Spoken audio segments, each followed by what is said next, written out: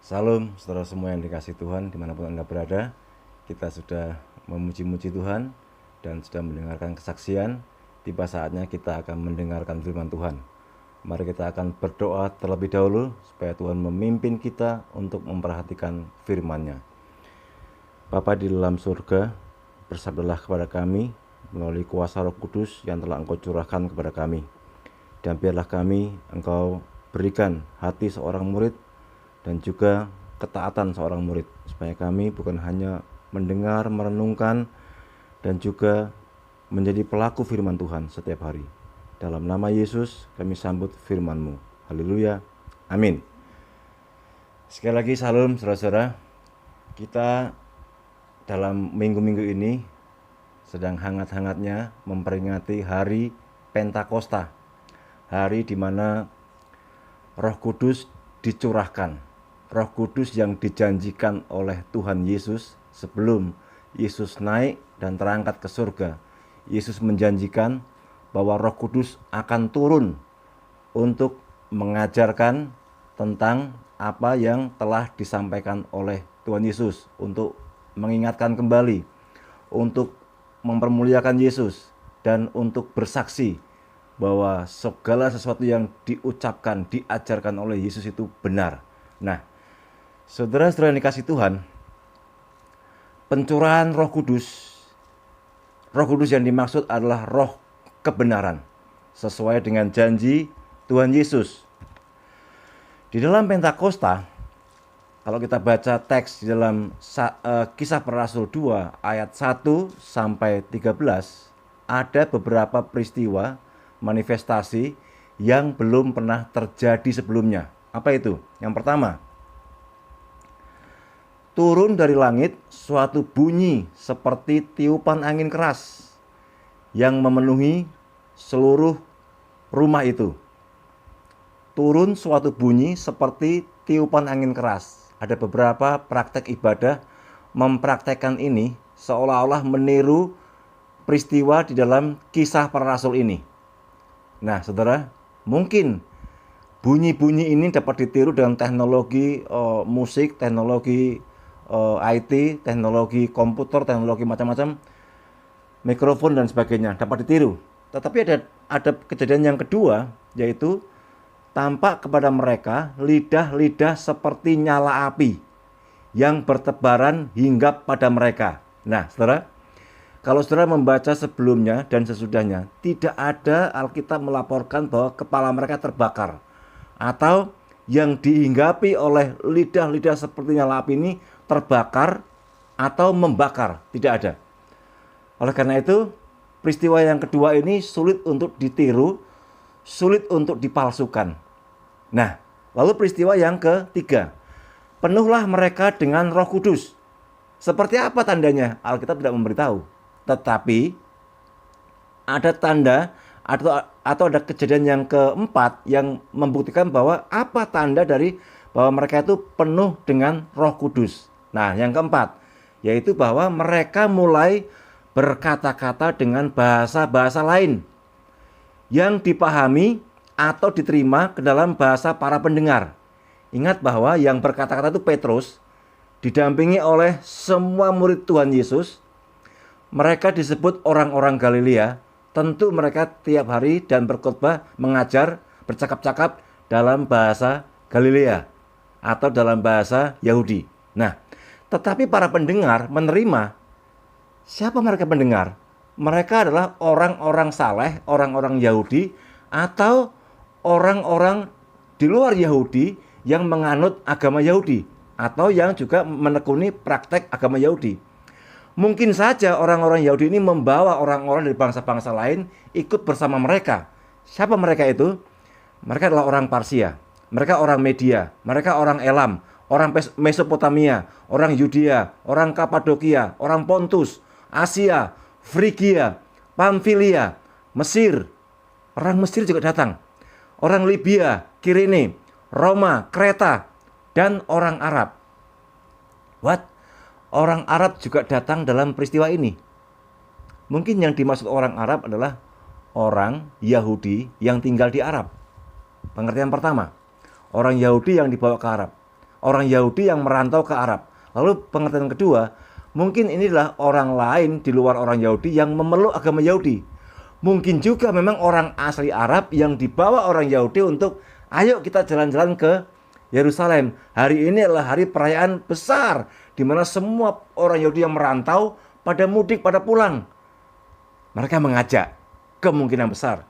Tetapi Alkitab tetap menyebut orang Arab datang ke sini dan mendengar para murid berkhotbah, menyaksikan tentang peristiwa Yesus Kristus sebagai Tuhan dan Mesias. Nah, saudara yang kasih Tuhan, mengapa terjadi praktek atau manifestasi bahasa roh? Orang-orang menyebut dalam bahasa-bahasa lain, terjemahannya ada juga yang menyebut itu glossolalia dan lain sebagainya. Mengapa peristiwa ini terjadi dan Tuhan mengubah, menerjemahkan secara ajaib, secara miracle, secara luar biasa dari bahasa orang Galilea ke dalam bahasa-bahasa mereka ini, ke dalam 15 suku bangsa atau bahasa. Mengapa, saudara-saudara? Banyak orang kurang merenungkan hal ini.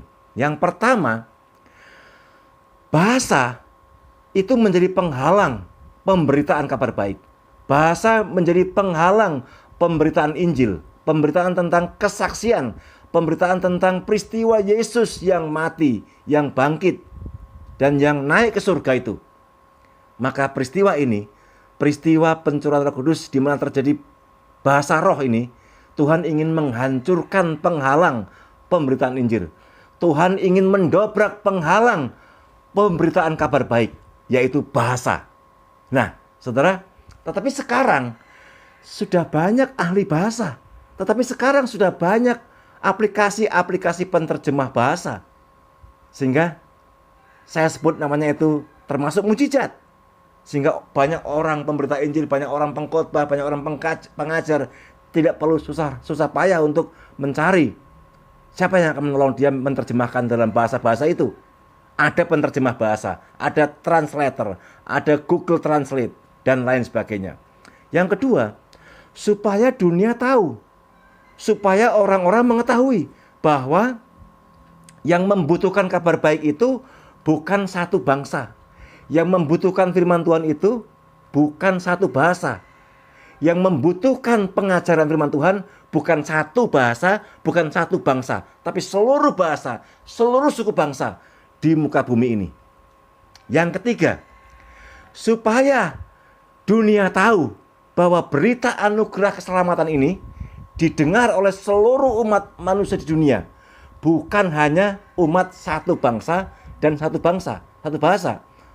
Supaya seluruh umat dunia yang menggunakan berbagai macam bahasa dan menganut berbagai macam agama mendengar anugerah keselamatan yang besar ini, dan mereka semua bertobat, insaf, dan mengaku percaya, lalu diselamatkan.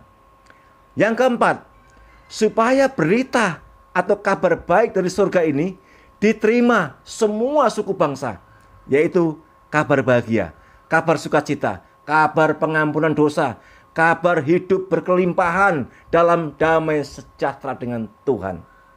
Saudara, mengapa bahasa roh terjadi di sini? Tuhan ingin mendobrak penghalang pemberitaan dan pengajaran firman Tuhan. Tuhan ingin mendobrak dan menghentikan, memusnahkan penghalang pemberitaan kabar baik. Dan supaya dunia tahu, supaya suku bangsa tahu, supaya banyak orang yang memeluk bahasa-bahasa itu, menggunakan bahasa-bahasa itu, mengetahui bahwa anugerah keselamatan ini untuk semua orang, untuk semua suku bangsa. Nah, saudara, saya ingin fokus yang berikutnya kepada kata tentang roh kebenaran. Kita baca di dalam Yohanes 14 ayat yang ke-16 dan 17. Aku akan minta kepada Bapa, dan ia akan memberikan kepadamu seorang penolong yang lain, supaya ia menyertai kamu selama-lamanya, yaitu roh kebenaran. Kita baca lagi Yohanes 16 ayat 13. Tetapi apabila ia datang, yaitu roh kebenaran, ia akan memimpin kamu ke dalam seluruh kebenaran. Dan seterusnya, Saudara, ayat-ayat ini membuktikan, menegaskan bahwa Roh Kudus yang turun, yang dicurahkan itu adalah roh kebenaran. Sang Parakletos, sang penghibur itu adalah roh kebenaran. Supaya apa? Ingat, maksud daripada dicurahkan Roh Kudus adalah supaya umat Tuhan ini diingatkan kembali oleh Roh Kudus tentang pengajaran Tuhan Yesus. Supaya Roh Kudus ini mengajar kepada umat Tuhan, supaya umat Tuhan memuliakan Tuhan selama-lamanya dan setia kepada Tuhan selama-lamanya. Tuhan yang mana? Tuhan yang mati, Tuhan yang dikuburkan, Tuhan yang bangkit pada hari ketiga, dan Tuhan yang naik ke surga. Dialah kepada siapa umat ini harus setia? Kepada Dia. Nah, saudara dikasih Tuhan, bicara tentang roh kebenaran, Roh Kudus adalah roh kebenaran. Maksudnya adalah supaya umat Tuhan mendengarkan sang kebenaran terus-menerus, bersekutu dengan kebenaran terus-menerus, dan setia kepada sang kebenaran terus-menerus. Karena Roh Kudus turun ke dunia untuk membuktikan kepada dunia tentang kebenaran yang dijanjikan itu sungguh benar, sungguh turun ke dalam dunia. Saudara dikasih Tuhan, Roh Kudus ini membimbing umat Tuhan untuk hidup dalam kebenaran, untuk tetap dalam kebenaran, dan untuk memimpin kepada kebenaran. Saudara dikasih Tuhan, Roh Kudus ini memimpin agar umat Tuhan tidak dikacaukan oleh pengajaran-pengajaran dan filsafat dunia yang terus menggoda, yang terus memikat, yang terus mengajak setiap umat Tuhan untuk ikut dan terkecoh. Saudara kasih Tuhan, Roh Kudus, roh kebenaran, memimpin, mengajar supaya kita kembali kepada kebenaran, supaya kita setia kepada kebenaran. Karena apa? Karena dunia ini akan dikacaukan oleh hal-hal yang palsu. Dunia ini akan dikacaukan oleh hal-hal yang mengacaukan dunia. Coba bayangkan saudara-saudara, ketika kita ujian skripsi, ujian tesis, ujian disertasi, atau ujian karya tulis, atau ujian apa saja, ujian makalah. Kalau skripsi kita, kalau tesis kita, kalau disertasi kita tidak sistematis, tidak kronologis, maka itu akan merepotkan kita. Jika apa yang kita susun, jika apa yang kita tulis itu mengacaukan pikiran kita dan mengacaukan penguji dan diprediksi akan mengacaukan pembaca, kita tidak akan diluluskan. Kenapa? Karena kita menulis secara tidak sistematis dan diduga akan mengacaukan banyak para pembaca, banyak pikiran, akan menyesatkan banyak umat Tuhan. Nah, itu baru skripsi, itu baru tesis, itu baru disertasi. Apalagi tentang kehidupan bergereja. Banyak sekali yang mengacaukan keimanan Kristen. Banyak sekali yang mengacaukan tentang persekutuan gereja. Banyak sekali yang mengacaukan tentang kegerejaan. Bayangkan saja beberapa bulan ini tentang virus corona. Banyak sekali yang membuat konten-konten video di YouTube, di media sosial, di Instagram, di Facebook, ajaran-ajaran yang mengacaukan pemikiran umat Tuhan, yang juga mungkin menyesatkan umat Tuhan. Nah, saudara, kenapa seperti demikian? Kenapa mereka begitu heboh, menyesatkan, menggoda, memikat umat Tuhan? Ya, karena di tengah-tengah mereka ada kepalsuan. Di tengah-tengah kita ada kepalsuan. Ada pendeta palsu, ada guru-guru palsu, ada gereja palsu, ada Kristus yang diajarkan adalah Kristus palsu, ada firman palsu. Firman yang diajarkan adalah firman palsu, yang tidak setia kepada kebenaran yang ditunjuk oleh Roh Kudus, di mana Roh Kudus membimbing kita supaya kita hidup seturut dengan kebenarannya. Nah, saudara kasih Tuhan, yang palsu-palsu itu membahayakan rasio. Tesis kita, skripsi kita, disertasi kita saja itu dapat membahayakan para pembaca. Apalagi semua yang palsu-palsu yang tersebar di media sosial, tersebar di dalam kehidupan bergereja, itu bisa membahayakan rasio umat Tuhan untuk sementara. Saudara yang kasih Tuhan, Roh Kudus adalah roh kebenaran untuk memimpin dan membawa seluruh umat Tuhan pulang kembali kepada sang kebenaran, yaitu Kristus Tuhan. Apa yang dibawa? Seluruh akal budi kita, seluruh rasio hasil pemikiran kita, seluruh perasaan, seluruh kehendak liar seseorang harus kembali kepada sang kebenaran. Nah, saudara kasih Tuhan, kalau kita kembali kepada abad ini saja, abad ini, di mana virus corona, di mana COVID-19 merajalela, disebut pandemi oleh WHO. Era ini adalah era teknologi informasi atau era ilmu pengetahuan, di mana teknologi informasi tercanggih, tercepat sepanjang sejarah peradaban manusia di dunia. Tercepat, tercanggih. Tetapi pada masa ini, coba kita perhatikan. Apakah dengan ilmu pengetahuan yang begitu melimpah, apakah dengan teknologi informasi yang begitu canggih, begitu cepat, para ilmuwan mencari Tuhan? Anak-anak muda mencari Tuhan? Anak-anak muda di gereja begitu setia membaca Alkitab? Enggak juga. Maka Tuhan mengizinkan peristiwa ini terjadi. Tuhan mengizinkan pandemi ini terjadi supaya Roh Kudus bekerja, dan melalui karya Roh Kudus ini seluruh umat Tuhan kembali kepada sang kebenaran, sang firman kebenaran. Kenapa? Langit dan bumi akan berlalu, tetapi perkataan Yesus tidak pernah berlalu. Nah, akhirnya saudara-saudara, Tuhan mengizinkan kekacauan terjadi di seluruh dunia. Kekacauan ini membuat para ilmuwan, para profesor terdiam, sunyi senyap, dan harus kembali kepada sang kebenaran. Tuhan Yesus yang berkuasa, yang mampu menghardik segala sesuatu yang berbahaya, jika Tuhan berkenan, jika Tuhan menghendaki. Tapi virus ini tetap berlangsung berbulan-bulan. Ada apa di balik itu? Nobody know. Tidak ada yang tahu.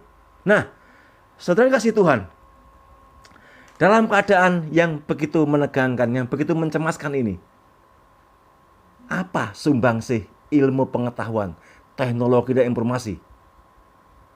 Bahkan yang tercepat sekalipun tidak bisa mengejar pandemi virus COVID-19 ini yang berlari, yang mewabah begitu cepat. Ya, saudara, dalam kebenarannya kita harus pulang. Dalam roh dan kebenarannya kita harus pulang. Dan Roh Kudus yang kita peringati itu membawa kita untuk pulang kepada kebenarannya. Saudara kasih Tuhan, Roh Kudus memimpin umat Tuhan untuk kembali kepada kebenaran, yaitu Yesus Kristus Tuhan yang sekarang sedang saya beritakan itu. Kita harus memuliakan Dia, kita harus menyaksikan Dia, karena itulah tujuan Roh Kudus ada di dalam hati kita, ada di dalam kehidupan kita, supaya umat Tuhan di seluruh dunia, dengan segala rasio, dengan segala akal budi yang mungkin hebat, dengan penemuan-penemuan karya yang luar biasa, dengan kehendak bebas, kita harus kembali kepada sang kebenaran, sang firman yang menguasai dunia jagat raya ini. Kita semua harus tunduk kepada sang firman kebenaran itu. Saudara kasih Tuhan, dampak dari Roh Kudus ada di dalam hati kita. Akibat dari Roh Kudus ada di dalam kehidupan kita. Maka umat Tuhan harus melayani Dia, harus to worship Him, harus menyembah Dia. Semua harus menyembah, semua harus bertekuk lutut di depan kakinya. Saudara, kita terkena virus atau selamat dari virus, semua orang harus bertekuk lutut, mengaku dalam hati, dan percaya dalam hati, dan mengaku dengan mulut bahwa Yesus adalah Tuhan. Nah, semua orang dampak dari Roh Kudus, roh kebenaran itu ada di dalam hati orang percaya adalah supaya setiap orang hidup benar, hidup dalam kebenarannya. Pelayanan melayani dengan cara-cara yang benar, dengan dasar yang benar, dan menuju kepada kebenaran. Kalau kita mendirikan yayasan pelayanan, dirikan dengan motivasi yang benar. Kalau kita mendirikan yayasan pendidikan, kampus seminari, kampus teologi, yayasan pendidikan apapun, kampus umum, atas nama Tuhan, kita harus mendirikan atas dasar kebenaran, mengerjakan dengan prinsip-prinsip kebenaran, menuju kepada kebenaran, dan membawa untuk kemuliaan nama Tuhan. Bukan sama dengan dunia, bukan modus yayasan, bukan modus pendidikan, bukan modus kampus STT yang sama dengan dunia. Saudara kasih Tuhan, dampak daripada Roh Kudus ada di dalam kita adalah jika kita seorang pemimpin dan menyelenggarakan kepemimpinan, kita harus memimpin seperti Yesus. Lihat Yesus. Dia memimpin sampai menyerahkan nyawanya. Dia memimpin sampai dia terluka. Dia memimpin sampai tubuhnya tercabik-cabik. Bukan memimpin sampai kaya raya. Bukan memimpin mengumpulkan banyak harta benda dan uang. Bukan. Tetapi Yesus memimpin sampai menyerahkan nyawanya. Sudahkah saudara dan saya, jika kita seorang pemimpin, memimpin sampai berkorban bagi orang-orang yang dipimpin? Bukan memimpin untuk mencari dan mengumpulkan kekayaan, lalu membangun dinasti sendiri, keluarga sendiri, semua sendiri. Itu bukan Kristen. Saudara, camkan baik-baik. Yesus yang kita layani, Yesus yang kita sembah itu memimpin umatnya sampai menyerahkan nyawanya. Memimpin umatnya sampai tubuhnya terluka, tercabik-cabik. Bukan sakit penyakit, bukan. Tapi menggantikan posisi kita yang seharusnya kena murka Tuhan, yang seharusnya terhukum. Tetapi Yesus memimpin kita dengan prinsip pelayan, menjadi pelayan kita. Saudara, umat Tuhan harus hidup dengan cara-cara yang benar. Harus makan dari makanan yang diperoleh dengan pekerjaan dan bisnis yang benar. Bukan cara-cara yang kotor, bukan bisnis yang kotor. Karena ingat, setiap orang yang mengaku bahwa Yesus adalah Tuhan, di dalamnya ada Roh Kudus. Tapi di mana Roh Kudus, di mana kebenaran? Kalau kita bisnisnya kotor, menipu, bisnis bodong, dan sebagainya. Kita harus kembali kepada sang kebenaran. Jika kita ingin diampuni, segera bertobat. Minta belas kasihan Tuhan. Nah, saudara, jika Roh Kudus ada di dalam kita, kita harus hidup benar. Menjalani kehidupan dengan cara-cara yang benar. Pekerjaan yang benar. Bisnis yang benar. Bukan cara-cara yang palsu dan menipu. Saudara, umat Tuhan harus meraih karir, harus mengejar cita-cita yang tinggi, setinggi mungkin. Tetapi ingat, dengan cara-cara yang benar, dengan dasar kebenaran, bukan dengan cara-cara yang licik dan picik, dengan trik dan intrik yang penuh dengan kejahatan. Karena Roh Kudus, sang kebenaran itu memimpin kita untuk kembali di jalan yang benar. Kristuslah jalan kebenaran itu. Di dalam kekristenan, kebenaran bukan bicara tentang apa dan bagaimana merumuskan. Di dalam kekristenan, kebenaran bicara tentang siapa, yaitu Kristus. Roh kebenaran. Roh kebenaran yang saya beritakan ini berkaitan dengan penekanan Pentakosta. Saudara kasih Tuhan, apa yang ditekankan dalam peristiwa Pentakosta? Kalau kita membaca teks di dalam Kisah Para Rasul 1 ayat 1 dan seterusnya sampai khotbah Petrus, saudara, ayat demi ayat, peristiwa Pentakosta itu menekankan pemberitaan kabar baik. Peristiwa Pentakosta itu menekankan tentang pemberitaan Injil. Apa itu Injil? Apa itu gospel? Tentang peristiwa Yesus. Yesus yang dibunuh, Yesus yang disalib, Yesus yang mati, Yesus yang menderita, Yesus yang menyerahkan nyawanya. Bukan yang lain. Di sana tidak ada ayat-ayat yang membahas tentang selain pemberitaan kabar baik. Lihat saja di dalam Kisah Para Rasul 1 ayat 8, Yohanes 15 ayat 26, dan seterusnya. Peristiwa Pentakosta menekankan tentang pemberitaan kabar baik. Nah, jemaat yang dikasihi Tuhan dimanapun Anda berada, mari kita kembali kepada kebenaran. Jika Roh Kudus kita yakini adalah roh kebenaran, di dalam hidup kita, dia diam di sini, dia menguasai kita, dia memimpin kita, maka mari kita kembali kepada kebenarannya. Kita hidup benar dengan cara-cara benar, makan dari hasil keringat kerja yang benar, melayani dengan cara yang benar, dengan dasar yang benar, bukan dengan cara-cara di luar Kristus. Saudara, mari kita kembali kepada firman Tuhan, bahwa Roh Kudus yang dijanjikan itu sudah digenapi, dicurahkan, dan sekarang kita semua menikmati kasih dan kuasanya itu. Kita tidak mungkin takut lagi, kita tidak mungkin ragu lagi, karena Roh Kudus Sang Kebenaran itu ada di sini. Kita tidak mungkin bimbang lagi kalau kita mengerjakan segala sesuatu, baik itu pelayanan, pekerjaan bisnis, pekerjaan wirausaha, seorang guru, seorang dokter. Kerjakan segala sesuatu atas nama Tuhan dan di dalam kebenarannya. Di luar itu, saudara mendukakan Roh Kudus Allah. Dan dari seluruh kitab suci tentang Pentakosta ini, yang ditekankan adalah pemberitaan kabar baik, pemberitaan Sang Firman. Mari kita berdoa. Bapa di surga, terima kasih untuk firman-Mu yang mengingatkan kami tentang Roh Kudus yang dicurahkan, yang dijanjikan itu ada di dalam kehidupan kami.